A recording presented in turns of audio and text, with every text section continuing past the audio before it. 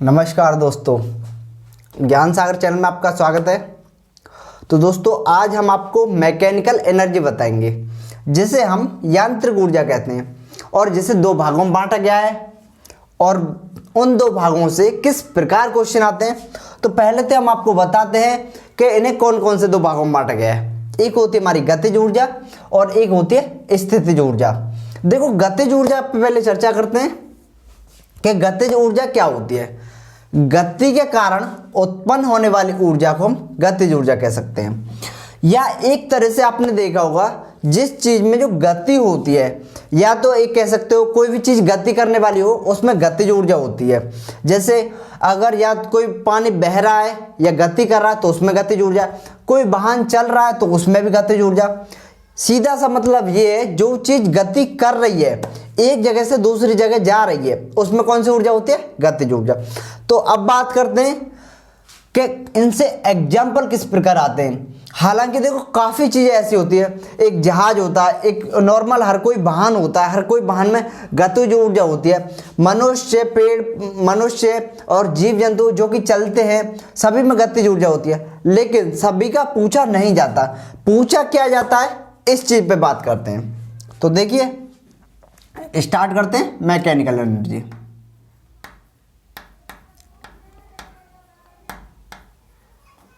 Energy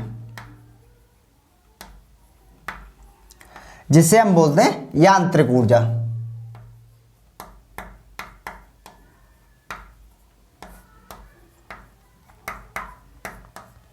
जिसे हम बोलते हैं यांत्रिक ऊर्जा। यांत्रिक ऊर्जा होती है जिसे दो भागों में बांटा गया है। एक होती है हमारी गतिज ऊर्जा और एक होती है स्थितिज ऊर्जा। तो इसे दो भागों में बांटा गया है। एक होती है हमारी गतिज ऊर्जा,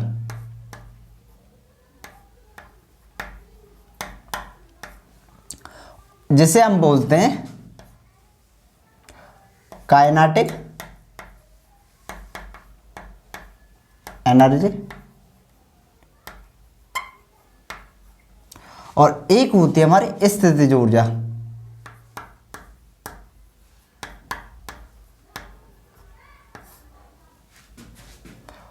ऊर्जा जिसे हम बोलते हैं पोटेंशियल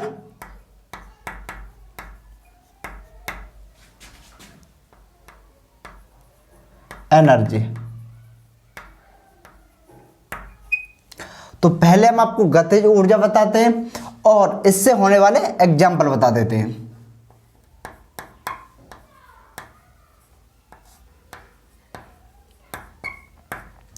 देखिए, गति के कारण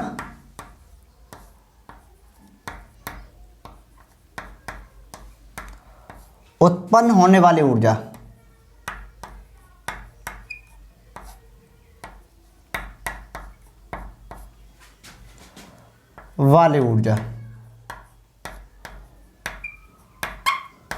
तो जैसा कि आपको लिखा दिया हमने, गति के कारण उत्पन्न होने वाली ऊर्जा को हम गतिज ऊर्जा कहते हैं। तो अब बात करते हैं इसके एग्जाम्पल की। एग्जाम्पल किस प्रकार आते हैं, तो ये तो हमने आपको समझने के लिए लिखा दिया कि ये ऊर्जा क्या होती है। तो अब बात करते हैं एग्जाम्पल। एग्जाम्पल जैसे बहता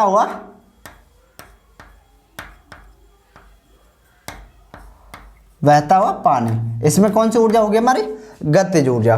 दूसरा, जैसे घूमता हुआ पहिया। आपने देखा होगा, कोई भी वाहन होता है जिसमें पहिया होता है जो कि घूम रहा होता है या गति कर रहा होता है, घूमता हुआ पहिया। और एक होती है हमारी ऊंचाई से गिरती हुई वस्तु। ऊंचाई से गिरती हुई वस्तु, जो कि ये तीन एग्जाम्पल अक्सर अगर पूछ लिए जाते हैं गतिज ऊर्जा के, वो मैंने आपको लिखा दिए। तो अब बात करते हैं दोस्तों, हाँ, इसका एक फॉर्मूला और बता देता हूं मैं आपको। फॉर्मूला, और फॉर्मूला से इस बेस पे न्यूमेरिकल कर सकते हो आप। जैसे कि गतिज ऊर्जा जिसे हम क्या कहते हैं? Kinetic energy. तो कैसे इसे प्रदर्शित करते हैं? के बराबर 1/2 m वी स्क्वायर, ये इसका फॉर्मूला होता है। तो अब बात करते हैं स्थितिज ऊर्जा की।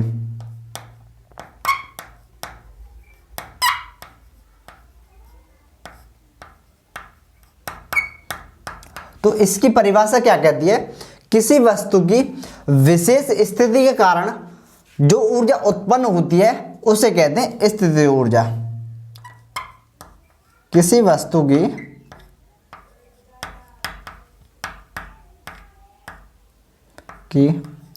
विशेष स्थिति के कारण उत्पन्न ऊर्जा को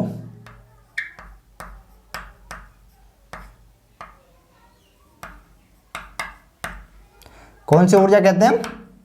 स्थितिज ऊर्जा कहते हैं। देखो, जो वस्तु एक कहते हैं जिसकी जो स्थिति होती है उसी में ऊर्जा उपस्थित रहती है। हालांकि जैसे आपको बताया था मैंने, जो गतिज ऊर्जा होती है वो गति करने वाली वस्तु में रहती है, लेकिन और जो स्थितिज ऊर्जा रहती है जो वस्तु स्थिर रहती है उनमें पाई जाती है। अब बात करते हैं जैसे कि इसके एग्जाम्पल की।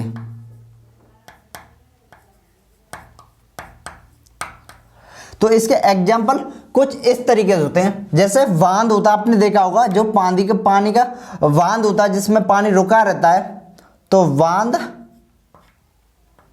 में एकत्र पानी, जो बांध में जो एकत्र पानी होता है उसमें कौन सी ऊर्जा होती है? स्थितिज ऊर्जा। दूसरा होता है खींची हुई रबड़, खींची हुई रबड़। और एक होती है हमारी दबी हुई स्प्रिंग, दबी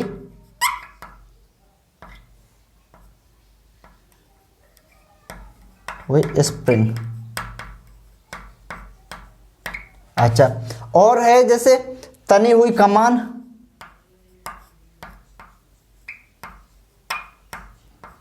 कमान। जो आपने देखा होगा जो धनुष हम यूज करते हैं ऐसे करके उस पर जो कमान तानते हम, जैसे धनुष तानते, तो उसमें कौन सी ऊर्जा होती है? हमारी स्थितिज ऊर्जा होती है। एक एग्जांपल और बता देता हूं मैं आपको इसका, तो वो होता है हमारा चाबी वाली घड़ी होती है। चाबी,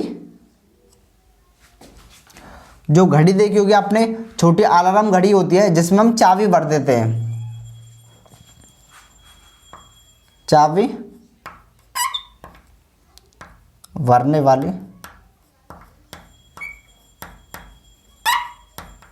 घड़ी, जिसमें कौन सी ऊर्जा होती है? स्थितिज ऊर्जा होती है। तो मैंने आपको 4 एग्जाम्पल बता दिए, 4 नहीं 5 हो गए। तो जो हमारे एग्जाम्पल बनते थे वो यही एग्जाम्पल बनते थे। तो दोस्तों अब बात करते हैं इससे किस प्रकार न्यूमेरिकल आते हैं। तो उसके लिए मैं पहले इसे साफ करता हूं।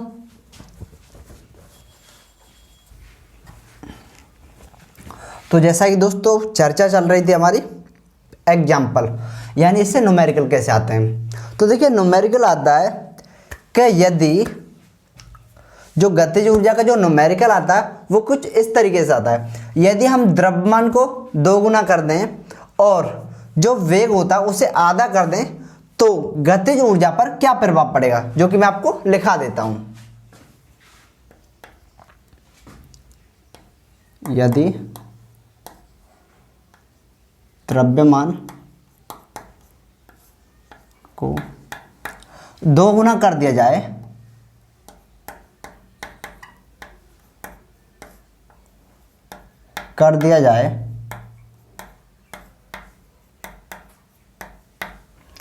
और वेग को आधा कर दिया जाए, और वेग को आधा कर दिया जाए,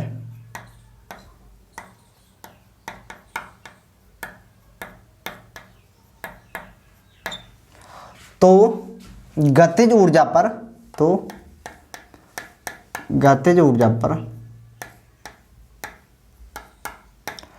पर क्या प्रभाव पड़ेगा?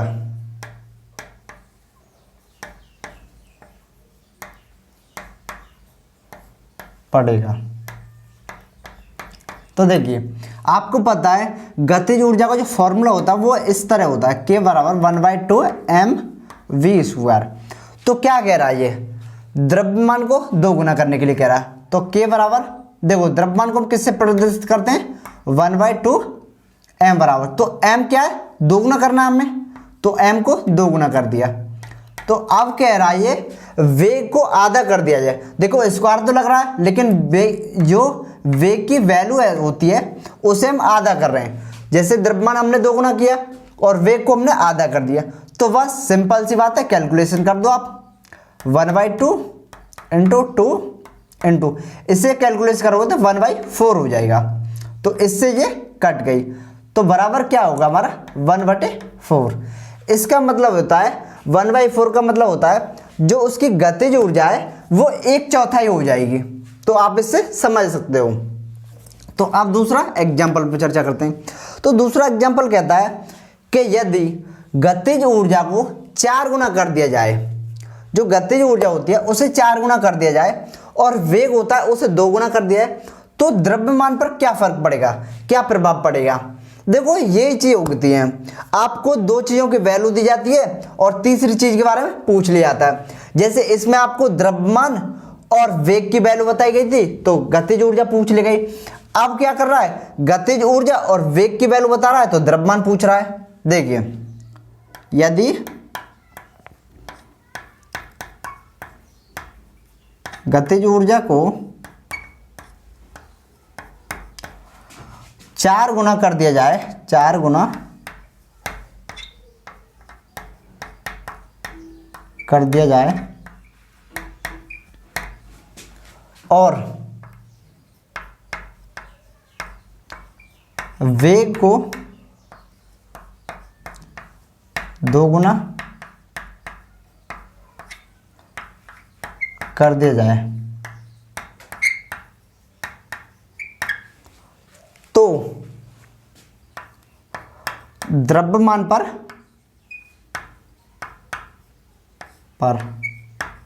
क्या प्रभाव पड़ेगा।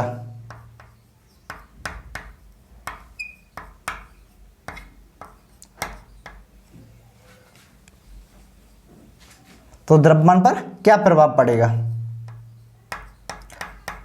कुछ नहीं, इसमें बस आपको वैल्यू पुट कर देनी है, K बराबर 1/2 mv²। इसमें क्या कह रहा है ये, गतिज ऊर्जा आप कितना कर रहा है, 4 गुना, 4 गुना हो गई। अब बात करते हैं 1/2, तो m जो पूछ रहा है, द्रव्यमान तो आपसे पूछ रहा है, तो m का मान आपको यही रहेगा।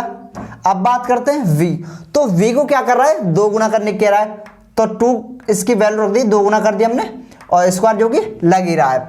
तो अब इसे सॉल्व कर दो, 4 बराबर 1/2 m, अगर 2 का वर्ग करेंगे तो 4 हो जाएगा, तो 4 इससे कट जाएगा।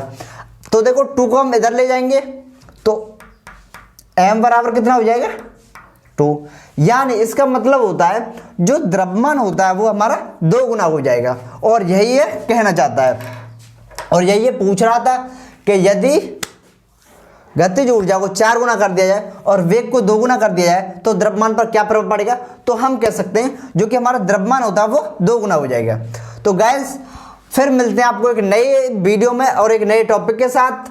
तो इससे जो हमारी वीडियो आज हमारे बनाई है इसे आप लाइक कर दीजिए अगर अच्छी लगे, और अगर कहीं का आपका डाउट रह गया है तो आप उसे कमेंट सेक्शन में कमेंट करके बता सकते हो, और हमारे चैनल को लाइक कीजिए और वीडियो को शेयर कीजिए, और नई करंट या पर कोई भी नई अपडेट जानने के लिए बेल आइकन दबाएं। धन्यवाद।